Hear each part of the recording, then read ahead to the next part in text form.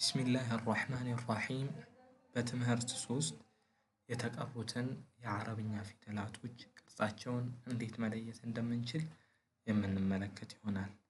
ከዚህ በፊት የነበሩ ፊደላቶችን በደንብ ቅርጻቸውን መለየት ይችላችኋል ተብሎ ይታሰባል። ያ ካልሆነ ክለሳ ማድረግ አለባችሁ። የመጀመሪያው ክፍል ላይ በስክሪኑ የምትመለከቷቸውን 4 ፊደላቶች ማለትም በስተቀኝ የሚገኘው ፋ፣ ከሱ በመቀጠል ከላይ 2 ነጥብ ያለው ቃፍ፣ ካፍ እና በተጨማሪ በስተግራ የሚገኘውን ላምን ቅርጻቸው ምን እንደሚመስል ለመለየት እንሞክራለን። ፊደላቶቹን ቅርጻቸውንና ድምጻቸውን ምን እንደሚመስል ያለፈው ክፍል ላይ ተመልክተናል። ክለሳ ካስፈለገ ወደዛ ቪዲዮ ሄዳችሁ ክለሳ ማድረግ ትችላላችሁ። በመጀመሪያ የምንመለከተው ፋ ነው።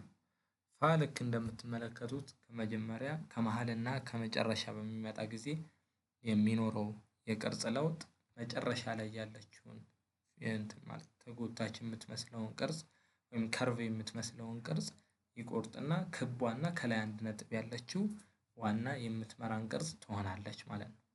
በስተቀኝ ያለውን የመጀመሪያ ቃል ስትመለከቱት በቀይ የተጻፈው ክብ ሆኖ ከላይ 1 ነጥብ ያለው ፋ ነው። መሃል ላይም ክብ ሆና መሃሏ ክፍት መሆኑን ማስተዋል አለባችሁ። ምክንያቱም መሃሏ ክፍት ካልሆነች ወይም ነጭ ካልሆነች ከአይን ጋር ተቀራራቢ ስለሚሆን ነው። ክብ ሆኖ ከላይ 1 ነጥብ አለው። በስተመጨረሻም በስተግራ በኩል የሚገኘው ፋ መጨረሻ ላይ በሚመጣ ሰዓት ራሱ ቅርጹን ጠብቆ በዚህ መልክ የሚመጣ ይሆናል። ከሱ በመቀጠል ቃፍ ነው። ቃፍ ከፋ ጋር ተመሳሳይ አጻጻፍ ሲኖረው ብቸኛ ለውጡ ከላይ 2 ነጥብ መኖሩ ነው። በስተቀኝ ያለውን የመጀመሪያ ቃል ስትመለከቱ ቃፍ ክብና ከላይ 2 ነጥቦች አሏት። መሃልም ላይ ስትመጣ ክብና ከላይ 2 ነጥቦች አሉ። መጨረሻም በምትመጣ ሰዓት ክብና የተለመደውን ቅርጿን ኖርማል የመጀመሪያ ቅርጿን እሱን ይዛ የምትመጣ ይሆናል። የመጨረሻው 3ኛ ላይ የምንመለከተው ቃል ካፍ ነው። ካፍ የተወሰነ ያክል የቅርጽ ለውጥ አለው። የቅርጽ ለውጡን እንዲመራን ትኩረት የምናደርግበት ከመሃል ያለችው አሁን ክብ የማደርግባት ይቺ ምልክት ነች።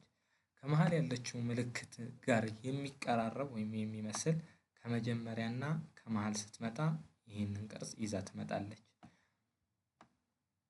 ነገራቶችን በደንብ ለማስተዋል ሞክሩ።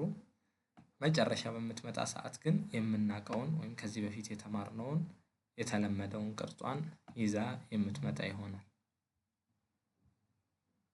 ላም ልክ በስክሪኑ እንደምትመለከቱት መጀመሪያ በምትመጣና መሃል በምትመጣ ጊዜ ቋሚ ቅርጽ ይዛ ትመጣለች።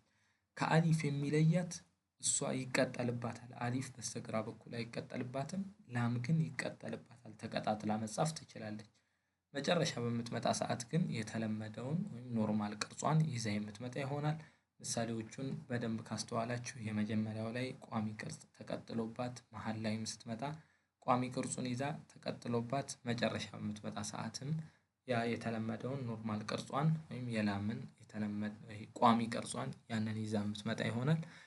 ግልጽ ይሆናሉ ነገራቶች ብዬ አስባለሁ። ወሰለላሁ ዐላ ነቢይና ሙሐመድ ወዐላ አሊሂ ወሰሕቢሂ ወሰለም።